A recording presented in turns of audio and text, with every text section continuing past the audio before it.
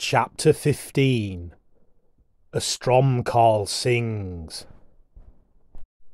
Beyond the ravine wound the elf road, and the dwarfs lost no time in hustling Colin and Susan onto it, but once there they permitted themselves to relax, for as long as they remained on the road, said Jurathor, they would be hidden from searching eyes.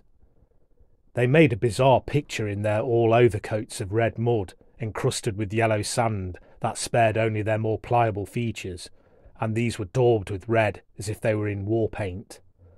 But none of that mattered now as they stepped out for Fundindelv, and their aching limbs only sweetened the prospect of rest.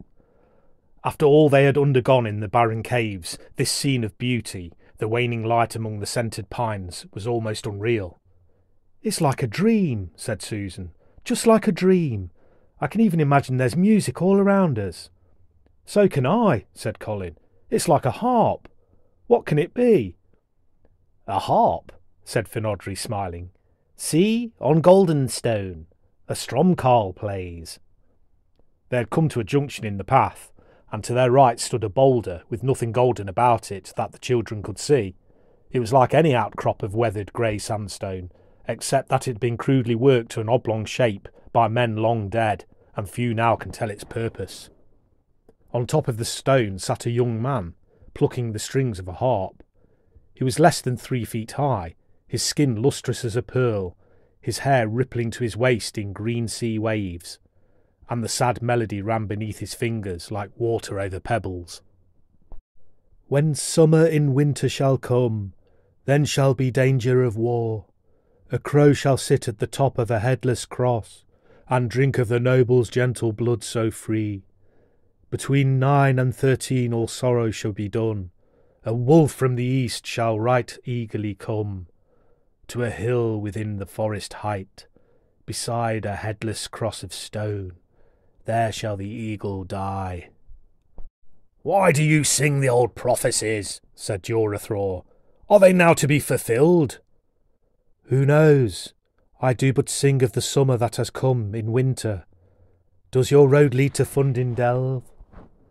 All the while the Stromkarl was speaking, his hands plucked the silver strings, and the tone of his bell-like voice against the background of music was a song. He looked at neither the children nor the dwarfs once the whole time, but concentrated on his harp, or gazed out towards the hills. "It does indeed," said Finodri, "and we take with us the Weirdstone of Brisingamen." "I am glad," said the Stromkarl, "but you will not go to Fundindelv." "What do you say? How shall we not?" "The hooded one sits by Holywell, and the shapeshifter watches the gates, and to them are gathering the Morth brood. The Svart Alfar will be there at sunset, and with the night are coming others. No birds will fly, save the eyes of the Morrigan. It will be dark within the hour. See to it that you are not under the sky at that time." "Our swords will ever be at your command for this," said Jurathor. "You have done more than guard our lives." The Stromkarl lowered his head. "My people will aid you where they may. Fare you well." And he jumped down on the other side of Goldenstone, and they did not see him again. "It never crossed my mind that this would be their course," said Finodri, "obvious though it was. Oh, I am not wise in judgment as a dwarf should be." "Nay," said Jurathor, "your wits have served us nobly this day. But what is there for us now?" "I do not know." "Can we get to the farm before dark?" said Colin. "This is a good plan." Finodri smote his hands together. "With luck, the Morth brood will not hear of your part in this until the Svart Alfar come, and they may be late if they are still searching for us in the West Mine. We should reach the farm, but whether it will be sheltered for the night I cannot be certain." "What of the stone?" said Jurathor. "We must find Cadolin," said Finodri. "In his hands it will be secure, and he can wield its might for our safekeeping." "Why then give me the stone. He shall have it ere you reach the farm." "Do you see those?" said Finodri, pointing across the fields. "I see, but what of it? Rooks flock homeward daily at this hour, and in greater numbers than are flying there." "Did you not hear the Stromkarl say that no bird flies this day?" Those are not rooks. You would be torn asunder within the minute. They know where Cadolin is as well as I, and that we must find him. Then how shall we do this? We must go stealthily, on foot, and seek him in the hills. Colin looked at the rolling mass of the Pennines, out of which the first shadows of night were creeping. But how do we find him up there? And how can we move without being seen? It's nearly all open moorland. We move by day, when their eyes are weakest, and if there is scant cover for us, there is more chance that we shall see the Morthbrood from afar. As for Cadolin, I am to meet him on the summit of Shuttingslow, yonder at dawn on the morning of the 4th day from this. There is little hope of finding him sooner. Our greatest task will be to avoid the Morthbrood for so long. They headed for the farm with all speed, keeping under cover wherever possible, though the lanes were almost deserted at that time of day. Only the occasional farm labourer cycling home disturbed their progress, for the dwarfs insisted on hiding at any sign of life. "The Morthbrood travel in many guises," said Jorathor. They came over the riddings as the first stars were shining, and they saw Gowther's solid figure, Scamp at his heels, going the round of the shippons and stables to fasten up for the night. The individual, isolated sounds of twilight, the clink of a chain, the rattle of a door, the ring of boots on cobbles, carried far on the evening air. Gowther was crossing to the house as the weary party entered the farmyard. "Hallo," he said, eyeing them up and down. "What have we got here? You look as if you've been through every mole pit between here and Warnish Nook. Hey, and where are your bikes?" "It is a good story, Farmer Mossock," said Fenodri, "but I would fain have a roof over my head for the telling of it." "What?" said Gowther. He peered hard at the dwarf. "Here, wait a minute. I know thee. You're the feller as threatened me some months back, anna you? Well, I've got a bone or two to pick with thee, and I'd like to know what mischief you've been getting these childer into." He loomed over the dwarf, and made to grab hold of him, but Widowmaker came from her scabbard like lightning, and the broad blade's point rested against Gowther's cask of a chest. "I am he, and much sorrow has come of your words that day, though it is not of my doing." "I mean you no harm, Farmer Mossock, and I crave your help, but every moment we stand here exposed to watching eyes adds to our peril. Let us right our grievances behind locked doors." "You've got to trust him, Gowther." "You must," cried Susan. "He's saved our lives more than once today. And it is dangerous to be out here. You'll understand when we tell you." Gowther looked at the anguished faces of the children, then down at the steady blade. "All right," he said slowly. "You can come in, but you dunna move a step towards the door while you got that thing in your hand. And think on, I want an explanation, it had best be good." Fenodri sheathed his sword and smiled. "It will be interesting, Farmer Mossock." "Well, this is the rummest do I've come across. It is that. What about thee, Bess?" Bess was ironing Fenodri's rapidly washed tunic, and she pointed with her flat iron at the two dwarfs, who were squatting on either side of the hearth wrapped in blankets.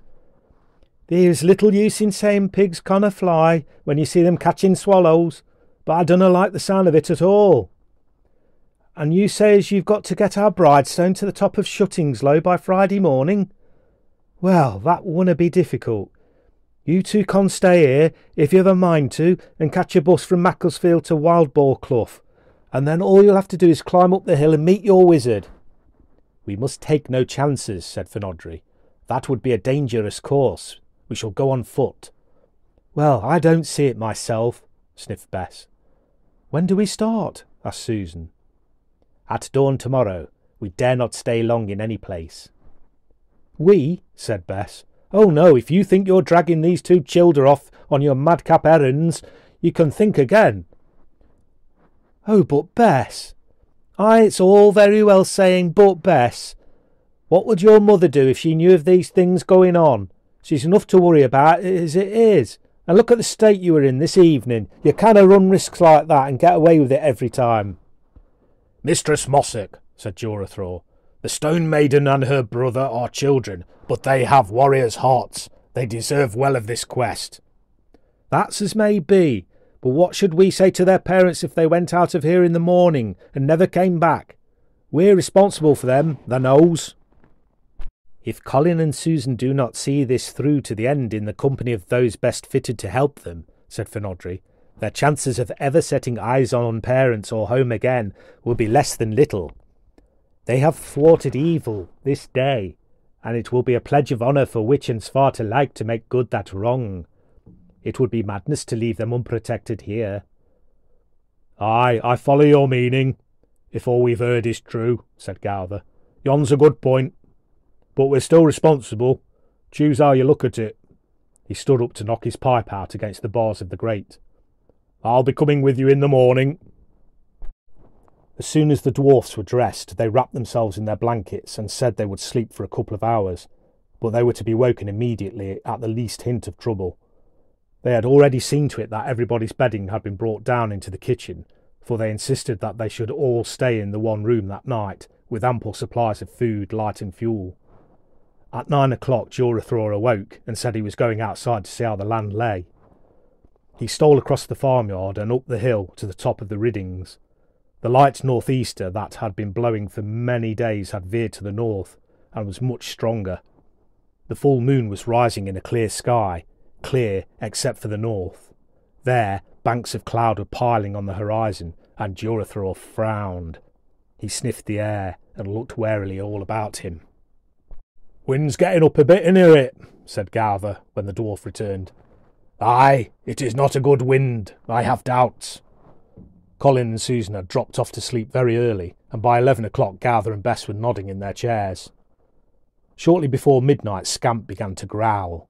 It started as a distant rumble deep in his chest, and grew to a hard-throated snarl. His lips curled and his hackles rose. Jurathor and Finodry quietly drew their swords, and took up stations either side of the door.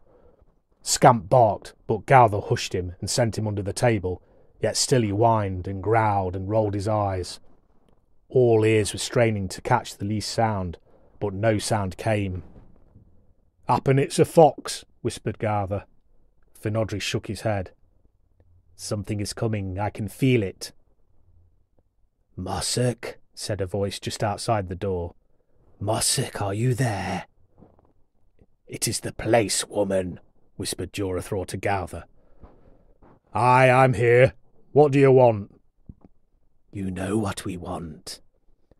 Hand over to us the children, the dwarfs, and the stone, and you shall go unharmed." "And supposing I tell thee to go and jump in the bollin, what then?" "Do not play the fool with us, Mossock.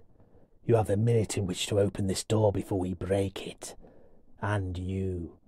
Your house will fall and weeds will grow on this land for 100 years. Hurry, we are not usually so indulgent. Do not ask for trouble." "Pay no heed, she is bluffing," said Finodry. "They cannot pass over a threshold unasked. It is an old binding spell, stronger than any they can weave." "Oh, reet, did you hear that, Mrs. Place? Well, to make it quite clear how we stand, here it is straight and simple. You cannot come in." There was a moment's silence before the Morrigan spoke again, and now her voice was soft and more menacing than before.